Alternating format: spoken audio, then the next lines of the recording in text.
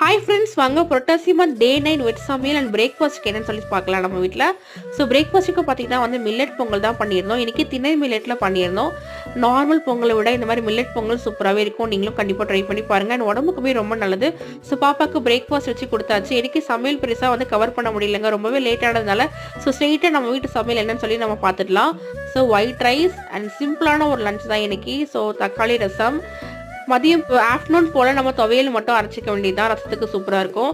And கொஞ்சமாக பார்த்தீங்கன்னா முருங்கைக்காய் சாம்பார் நம்ம நேற்று வச்சது கொஞ்சம் இருக்குது, அந்த பிரேக்ஃபாஸ்ட்டுக்கு வச்சுக்கலாம். அண்ட் உடச்சிக்கடலை சட்னி அண்ட் கத்திரிக்காய் ஃப்ரை கொஞ்சம். அப்புறம் பார்த்தீங்கன்னா பிரேக்ஃபாஸ்ட்டுக்கு மில்லட் பொங்கல்.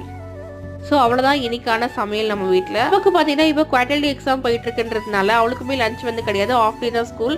ஸோ அதனால பார்த்தீங்கன்னா வீட்டுக்கு மட்டும் தான் இந்த சமையல். நானுமே இன்னைக்கு ஆஃபீஸ்லேயே சாப்பிட்டுக்க போகிறேன். ஸோ பிரேக்ஃபாஸ்ட் மட்டும் கம்ப்ளீட் பண்ணிட்டு நானும் ஆஃபீஸ்க்கு கிளம்பிட்டேன். ஸோ வேறொரு ஷார்ட்டில் பார்க்கலாம். தேங்க்ஸ் ஃபார் வாட்சிங். டாடா.